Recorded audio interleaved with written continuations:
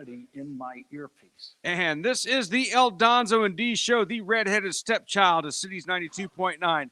And we're going to get right to the first story to kind of tie into the cold open for this week's episode. Deez, can you pull that up? Because this is a look. I want to preface this. This is a wild ride. This is something that all us tinfoil hat wearing folks thought was going to happen, but it was never came to manifest. But it's actually coming true. Uh, it's about aliens. It's about alien spacecraft, and it's about alien beings, and it's about the federal government. Imagine that. Deez, do you have this story pulled up? Yeah, I have the original from the debrief, which is the first site that actually broke the story, and then a lot of the major outlets picked it up after that. Um, I'm I just want to start by saying I am absolutely like just befuddled as to how in the hell this isn't a bigger story This is than it is. this if this is true, this is the biggest thing that's ever broken in the history of the world. Actually, when you think about it, Yeah, and I'll get to a couple of the weird coincidences after we're done, but I'll just kind of go through the story here from the debrief and basically anywhere. Like I said, everybody posted the story, but this is the original story. now wait before you start. I want everybody to think back that said we were nuts. Now, is this 100% accurate? Do we know this? Do we have this? Do we have tangible evidence in our hands? No. But this is coming forward about UFOs, UAPs, whatever you got, unidentified flying objects and unidentified aerial phenomenon. This seems to be pretty solid. This Yeah, whistleblower. when you look into this guy, he's credible, very, very credible.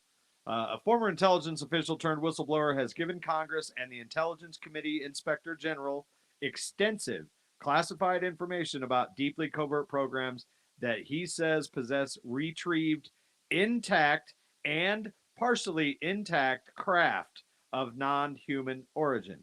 The information, he says, has been illegally withheld from Congress, and he filed a complaint alleging that he suffered illegal retaliation for his confidential disclosures, reported here for the first time. Other intelligence officials, both active and retired, with knowledge of these programs through their work in various agencies, have independently provided similar corroborating information both on and off the record. So let me stop you real quick and let's just break this down for the people listening or watching it on YouTube. Uh, they found what again? Just tell me what they found again. Both partial and fully intact craft of non human origin. So what this means, and I think everybody's putting this together, what this means is they found some kind of craft, like you said, spaceships did not originate from planet Earth. It came from somewhere else. It's a ship. It moves. It's a vessel. It has a purpose. It's mechanically engineered, and it did not come from planet Earth. Yeah. The whistleblower, David Charles Grush, age 36, is a decorated former combat officer in Afghanistan, is a veteran of the National Geospatial Intelligence Agency and the National Reconnaissance Office. He served in the Reconnaissance Office's representative of the Unidentified Aerial Phenomena Task Force from 2019 to 2021, and from late 21 to July 22, he was the NGA's co-lead for UAP analysis and its representative to the task force. So this is a guy, and nope, he's not been discredited. Like, he actually served with these organizations. And the task force was established to investigate what were once called unidentified flying objects or UFOs, now officially called unidentified anomalous Unidentified. anomalous phenomena. I always thought it was aerial phenomena. UAPs. Yeah, UAPs. UAPs. Task force was led by the Department of Navy under the office of Under Secretary of Defense for Intelligence and Security. It has since been reorganized and expanded into the All-Domain Anomaly Resolution. Why do we need these long words, long names? Sound it out. Well, I just mean there's like 7 words in the name of the department. What? I got a question. Okay, so we're kind of breaking this. We're not breaking it because you're going to see the show on Saturday. Of course, just full disclosure, we are pre-recording this due to logistical reasons. But this is breaking as of Thursday while we're recording the show. Yeah, the story hit yesterday, or it was either Tuesday or Wednesday that the first story, which is what even blows my mind even more. Like the story broke.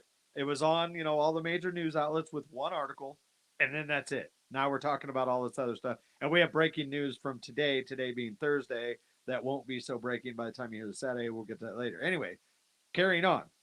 Grush said that the recoveries of partial fragments, both through and up to intact vehicles, have been made for decades through to the present day by the government, its allies, and defense contractors.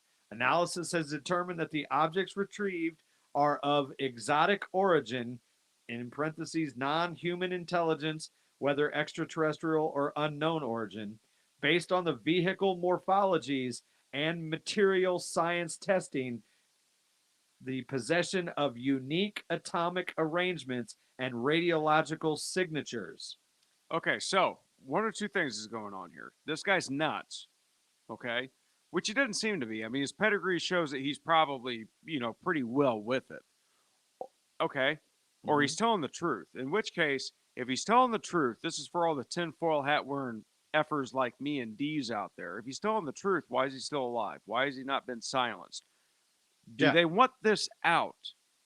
What do Well- you think, Deez? Are they letting this out on purpose? Well, here it is. In accordance with protocols, Grush provided the Defense Office of Pre-Publication and Security Review at the Department of Defense with the information he intended to disclose to us. His on-the-record statements were all cleared for open publication on April 4th and 6th, 2023, in the documents provided to us, i.e. the debrief. So they have cleared him to say this stuff. Yeah. Okay, they've cleared him to say this stuff. He has just said that they have not only vehicles, what do we call them vehicles? We call it UAPs, whatever. Yeah.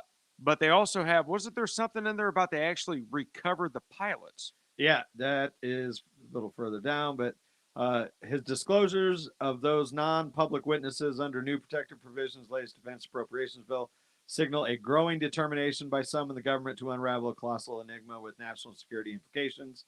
Blah, blah, blah. Carl Neal, a recently retired Army colonel and current aerospace executive, was the Army's liaison for the UAP task force from 21 to 22 and worked with Grush there. Characterizes Grush as beyond reproach. Interesting. Christopher Mellon, who spent 20 years in the U.S. intelligence community and served as the Deputy Assistant Secretary for Defense for Intelligence, has worked with Congress for years on unidentified aerial phenomenon. A number of well-placed current and former officials have shared detailed information with me regarding this alleged program, including insights into the history, governing documents, and location where a craft was allegedly abandoned and recovered. However, it's a delicate matter getting this potentially explosive information into the high hands of validation.